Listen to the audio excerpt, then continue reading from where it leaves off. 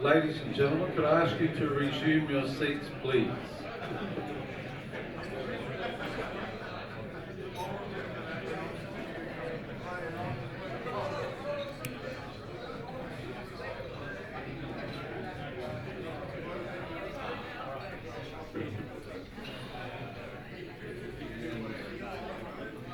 But Dickie and Professor Caitlin Byrne, I ask you to step forward and join Greta.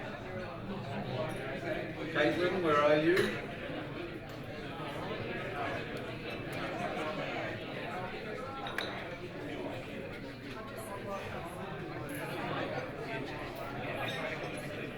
And Claudia.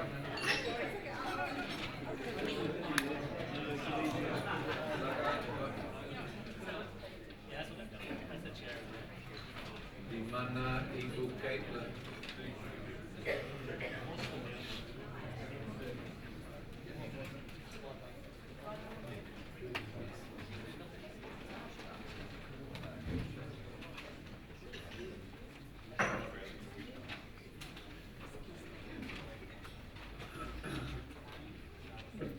Okay, ladies and gentlemen, just while we're settling back in, another announcement.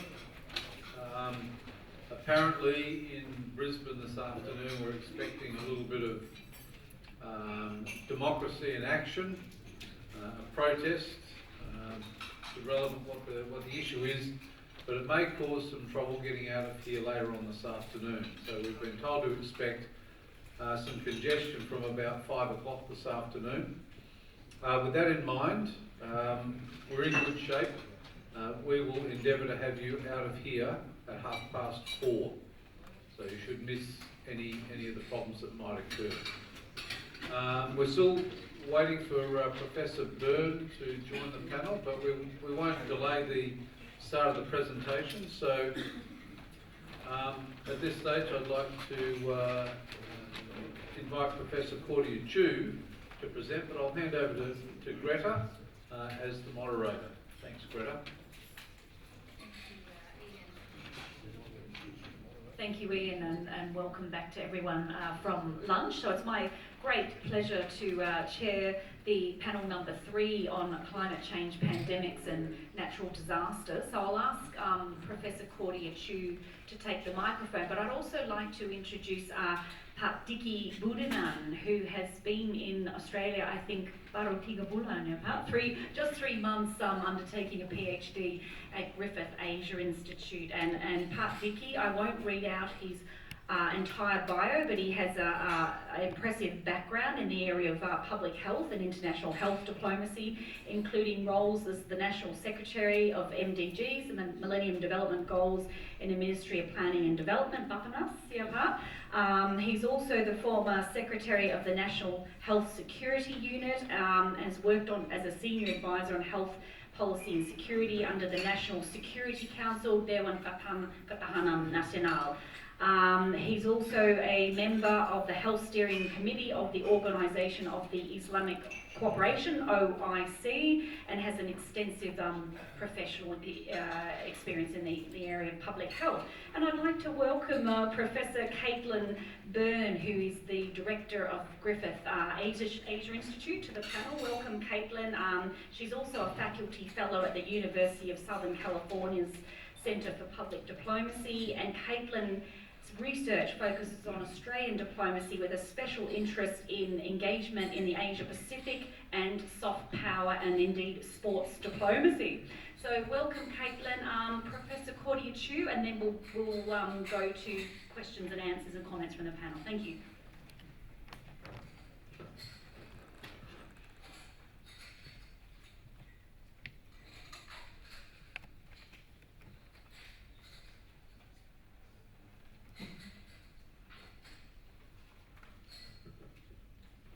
Thank you very much for making the introduction.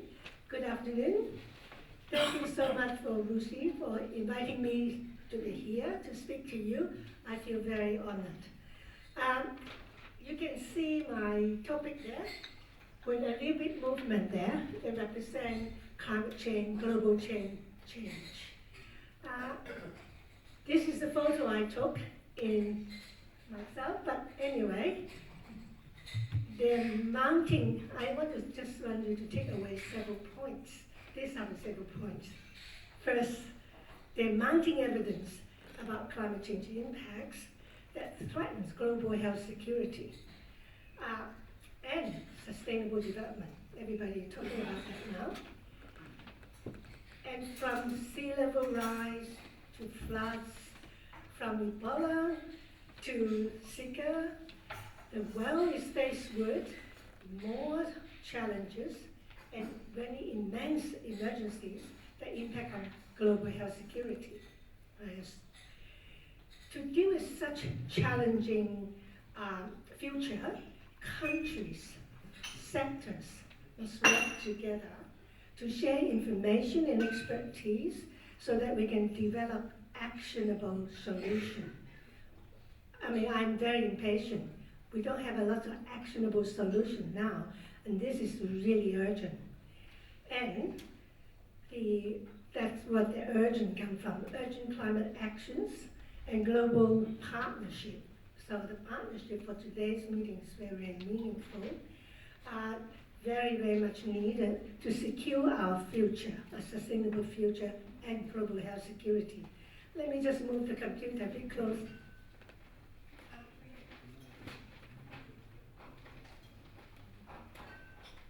Good. Okay. So my talk is divided into 4 major parts. First, a very brief introduction about where global health security comes from, where we sit in with a security forum like this one, and then talk about the major challenges for global health security, and look at the urgent need for climate change adaptation, multi-sectoral collaboration, and international cooperations. Those are essential now that we're facing. So that's so that we can achieve global health security and sustainable development. And I'd like to introduce a new concept. So we are future-proofing against climate change and disaster risks. So global human security, the concept is as early, as old as human existence. Global health security is about protection from threats to health across border. I mean, when we talk about global health, it doesn't respect any border.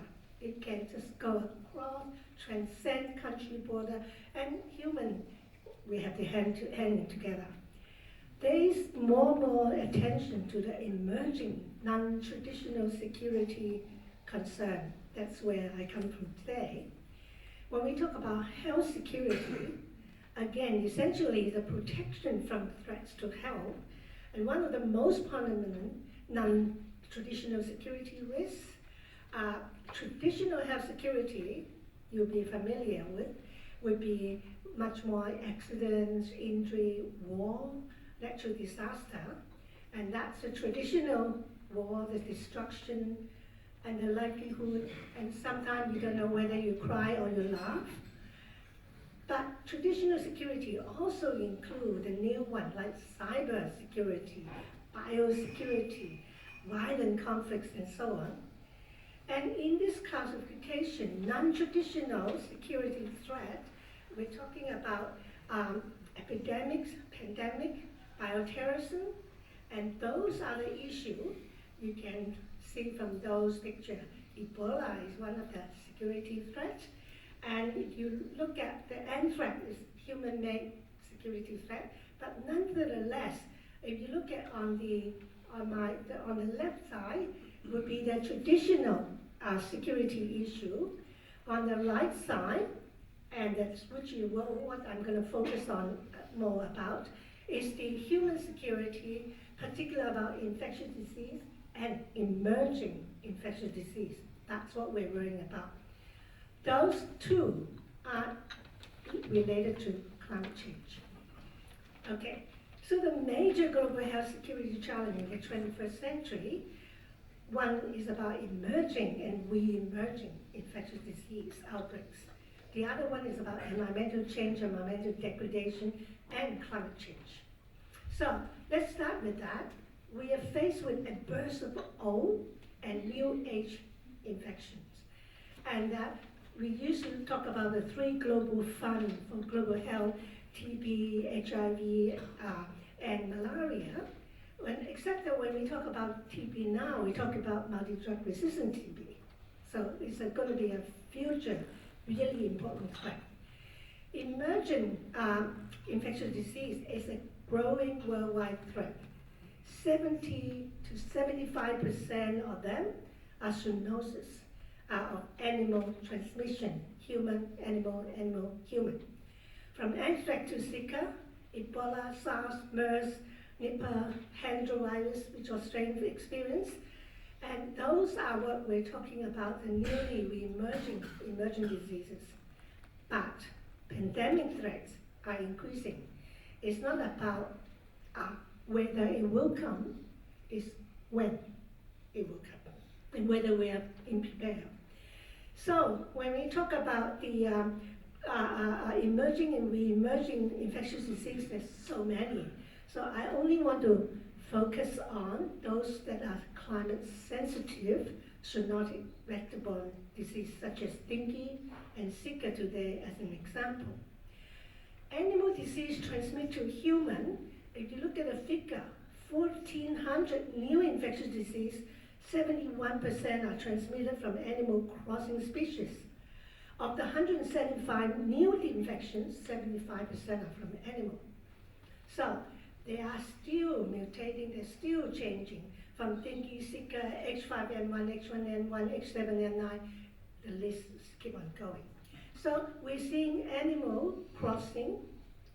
You can see duck, bird, pig, and pig transmit to human. If you can see all this process, I just don't have time to explain that process, but I like to point out Ebola is not a new disease, an old disease, except that when it emerged with the social condition that foraged for them to spread, we are in for big trouble. Look at the figure there. And new one from the camel, MERS, that caught Korea by surprise. And these are the new emerging and re-emerging infectious vector-borne disease, zoonotic nature. So the world, we are faced in a big war. If you look at from 2002 to 2015, you can see what we are faced with and can readily identify, so we can deal with, is keep on increasing. The burden of major epidemic and pandemic, what we are calling pandemic, have to cross many countries. You can see Zika, Ebola, MERS, SARS, all this. How fast have they spread? And they affect, let's say, 39 countries, 26 countries, over 70 countries in a very, very short manner. And then we look into what makes this disease, what are the determinants, what are the underlying cause. They are genetic adaptation and change. There are all kinds of human susceptibility, human factors. But look at the right side.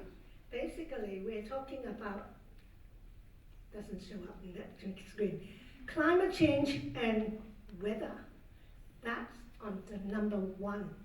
So that brings me to the second most important impact on global health security, climate change impacts. Now, the key point is there's mounting evidence about climate change impacts that threaten our health and our future, our common future.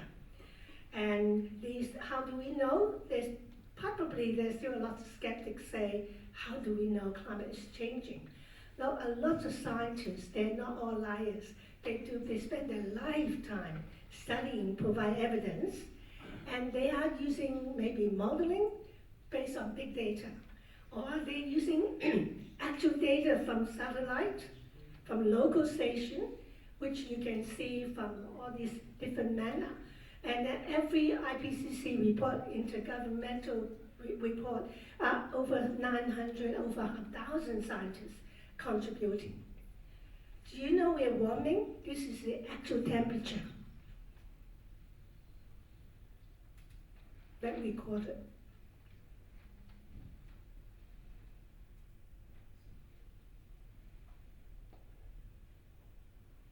But only we got to 2016 and this one. So there are actually a lots of, another question would be, do we want to cut emission? Is that really human-made? Well, we also have a lots and lots of evidence to show that emission increase, and then the climate warming trouble we can associate with all kinds of impact. On the right-hand side, that's the other phenomena that we can actually make it associate with the emission. The bottom one, which I'm going to explain with this chart, so we're looking at the future. If greenhouse gas emission peak between 2010 to 2020 and then decline substantially, we still have a pinkish world to live in. The darker color, the least inhabitable. So if greenhouse gas emission continue to rise throughout the 21st century, well, I don't know where we're going to find a place to live, and particularly extinction of animal.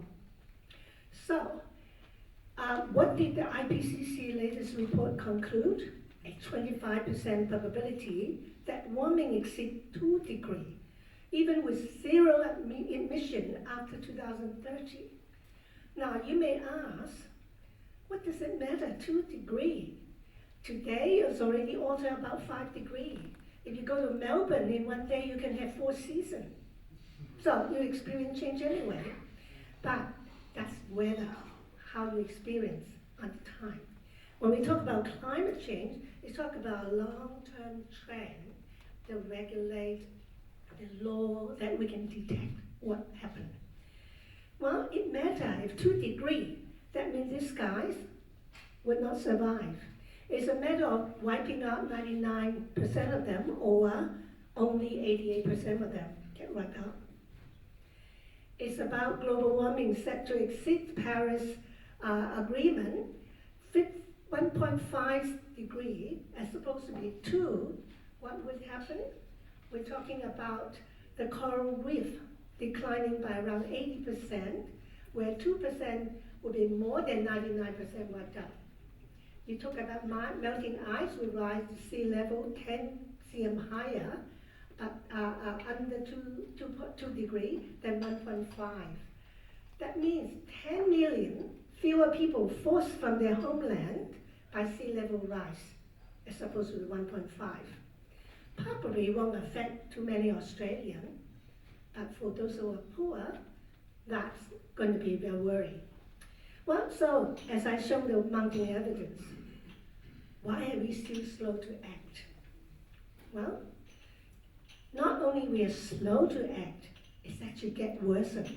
So the situation has been worsened, so much so that the Paris Agreement since 2016, but by 2018, an urgent report come out to say the historic report warned that the world is a long way from taking adequate action to avoid catastrophes, and that it is really into a very destruction. In the same year, in 2018, 8 bridges are destroyed sea level rise, and Japan first time declared heat wave as disaster because of the sheer number of people affected. And that you can see the same years in who else affected? Greece, Norway, Canada, UK, Southern California. And that associated with a lot more fire as well.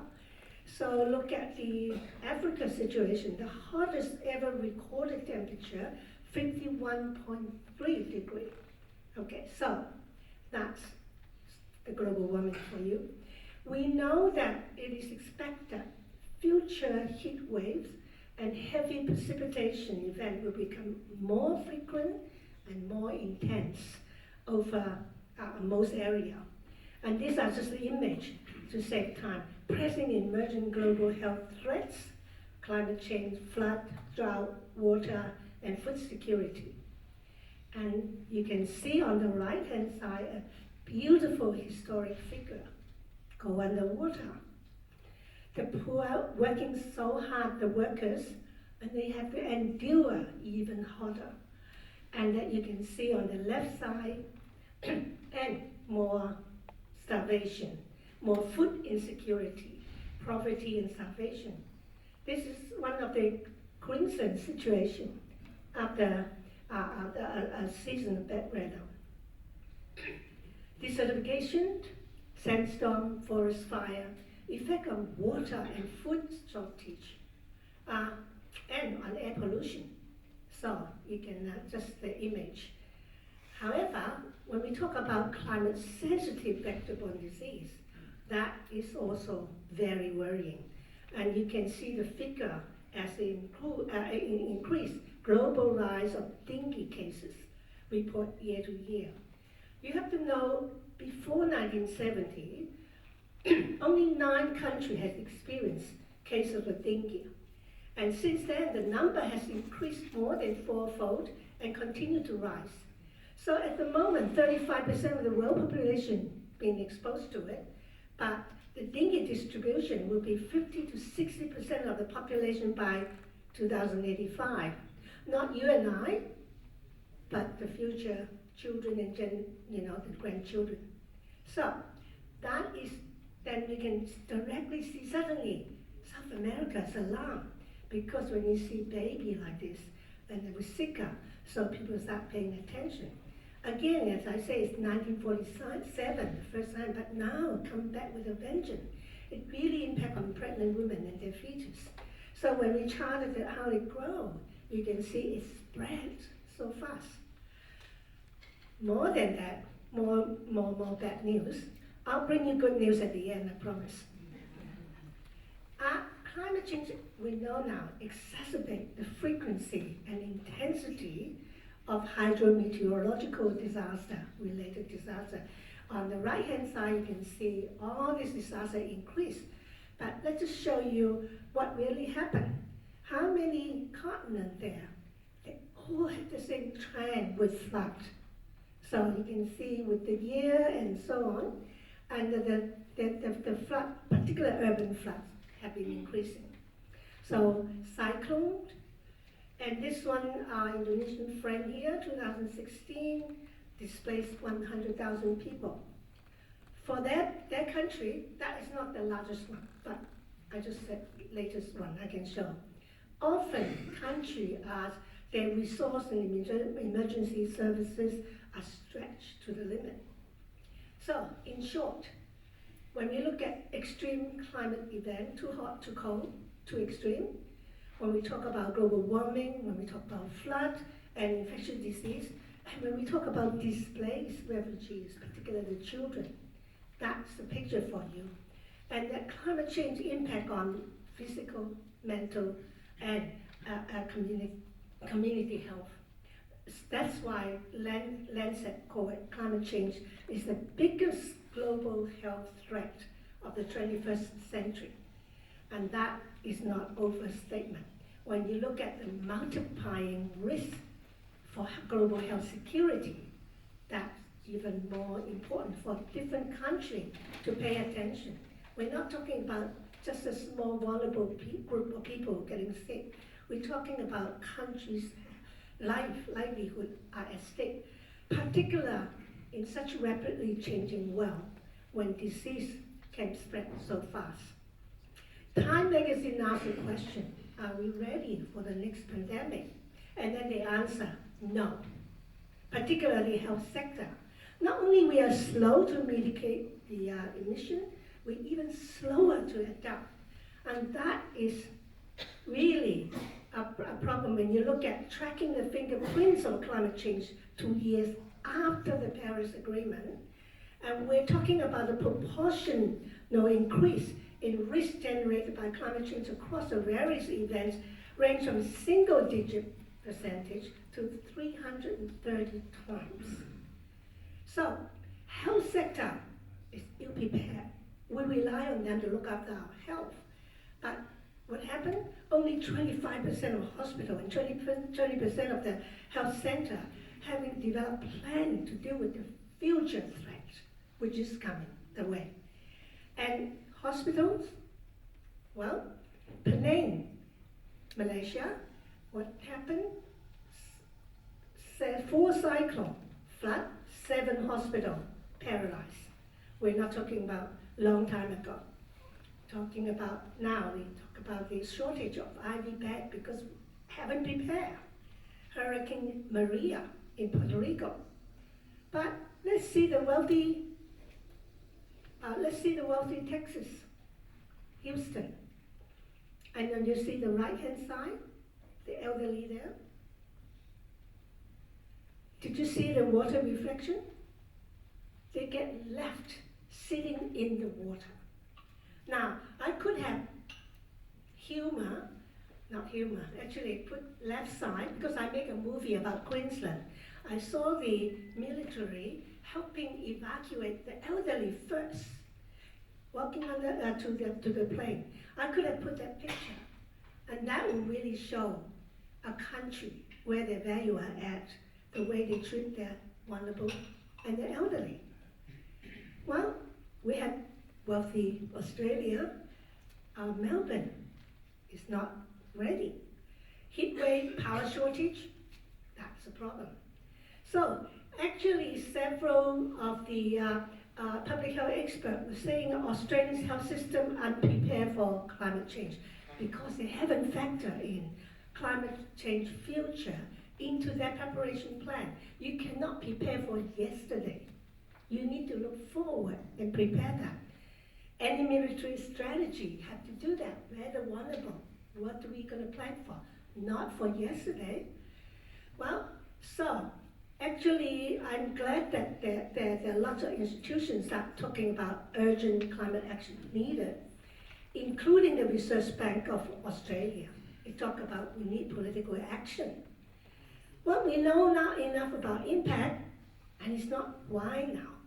The question is about how. How do we adapt? How do we change? How do we do it in time? The scientists in research need to conduct what we call translational research and engage stakeholders to come up with actionable solutions. I keep on emphasizing, we scientists are so bad about producing a lot of figure that is not usable. And you have lots of model, so what? We need to translate knowledge to inform decision maker and people on the street.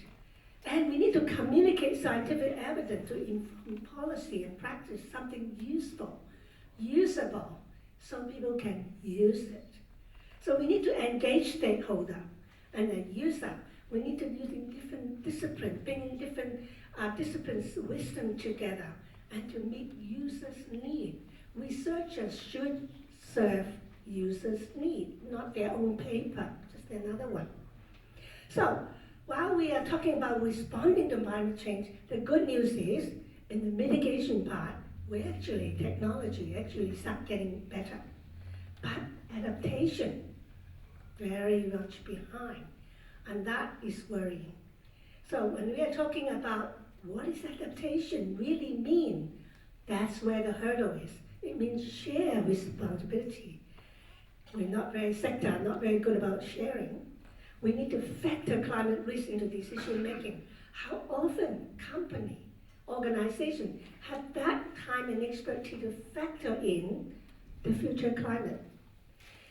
Evidence-based risk management approach, helping the vulnerable. And that's where your values should lie. But collaborative, value-based approach, fundamentally changing how we are as humans, have to work and deal with the future. So we need to revisit all the decision and outcome over time. Now this is Queensland, so now I'm bringing it back to Queensland. We're actually doing the right thing. Step one is the right thing. Queensland climate adaptation strategy, looking at it, identify the stakeholder and working together, identify the future threat and develop plans and actually plan out for the future. I'm emphasizing planning out. But it does have the value at the right place. Look at the right side, collaboration. And this is the world first, because I was a WHO consultant and I talked to many countries. First time I see a plan that goes across sector, so much so that each sector, the climate change adaptation office actually work with them on their adaptation plan. The tourism, the agriculture, and so on. And that is a very good role model for the world. You can see on the other side the plan, actually have the circle, means that this is the collaborative co-production result. Emergency management sector adaptation, health and well-being adaptation, they're working together to produce that, and cross-referencing, and this kind of plan. Now, this plan, actually, 2019, only in 2019, we start having a heat wave assessment plan. Okay, so, now, but that is already very good. Why do I show this? This is already very good for other countries in the region. And a group of us went to help Malaysia, the Green Council. They are saying that we really want to develop collaborative plan, but nobody listens to each other. They don't talk. So I'd like you guys to come and show us how. So we went there. We expect 80 people, 200 people show up. So, and I brought Ian McKenzie. I don't know how many of you know him. He's the Director General of the Emergency Management from Queensland. He went there, and we do our bit to share. So, that's not enough. We need to communicate to people. We need to persuade. So our center made a film as a communication, education, and advocacy tool, using Queensland, Australia as a case in point, to showcase the importance of combining the knowledge and efforts of health, climate change, disaster sector, local government, military, army. That film have you all, the army even capture in a lot of the action. And what we are together dealing with the Summer of Sorrow, 2010, 2011. You can download this film, 15 minutes. We launched in Rome, we launched in Vietnam, and Indonesia, and Australia, of course. And I'd like to share with you, but it's too long to share today. You can download it. We were pinpointing. We did have good leadership then, good risk communication, different sectors work together. In fact, I have short clips that I meant to show you how they work together. And then we even have community participate. We have the Mud Army show up. And we have the war room, and that is what's showing you how different sectors actually work tirelessly over a long, long time. So this is the information about the film. And you should be very proud to be Queenslander when you see the film. Finally, to wrap up, it's not all gloom. Good news is there are a lot of the new initiatives embedded in things like Healthy City, hospital, begun to lead the way to lower the consumption of energy and carbon emission. The Green and Healthy Hospital now has 30,000 members, and they have very good case to show you to celebrate. Yeah, we already write a paper about that. So on all this count, hospital can lead the way to be not only saving, but saving for them is actually making money. And that's economically very beneficial. Cities start spearheading climate action. Our own, where you sit in, Brisbane City Council, is the first one, so big a council, they had carbon neutral council. And they're talking about, they did the clean air plan and did it. And then they have green transport. It's all in the plan. So, to wrap up, towards global health security and sustainable development, we must be future-proofing against climate change and disaster risks. We are responsible. But when you talk about buying technology to save energy, that's in the pipeline, not too difficult. But when we talk about preparedness and emergency response, we need risk management, risk communication, human side, international surveillance and partnership. If we are not in real time communicating information, we're not fast enough to fight against the future threat. We also need to do climate change adaptation better, to better prepare for the future, which means that we need to develop, we already have international health regulation. It haven't caught up with climate change or cooperation yet. We really need that to contain known risk, respond to the unexpected, and improve preparedness. What does it mean? Global partnership. So when we are talking about our politicians may be up and down about whether we kiss and make up or whether we part our way, we cannot afford that. We have to work together as one big family. Now, Sustainable Development Goal countries are signing off. There are 17 of them. They are all kinds of interrelated, but only two that relate to everything, which is climate change and partnership, international partnership. That's what we're going to talk about, future-proofing. And for future-proofing our health system, we set our pattern, our value, and we really need to do, the entire society must grasp a partnership approach to find useful, usable solutions and act on them before time's running out. We don't have much time, about 20 years, about turnover, the 2 degree. So global partnership, that climate change report require that global partnership. And I've been working with Indonesian partner for quite some year now. And I think that that's something that we definitely will continue to devote our commitment. It's about health, environment, animal, and society. It's a holistic way towards global health security and sustainability. And that's also how we're going to future-proof ourselves against machine, robot, become our boss. And that's really important. So, to sign off, much more needed to be done for the generations to come. But what are the challenges ahead in the current geopolitical context that I'd like to ask you? How can we facilitate stronger partnership between Australia and Indonesia to work together towards global health security and a sustainable future? So, with that, thank you for listening.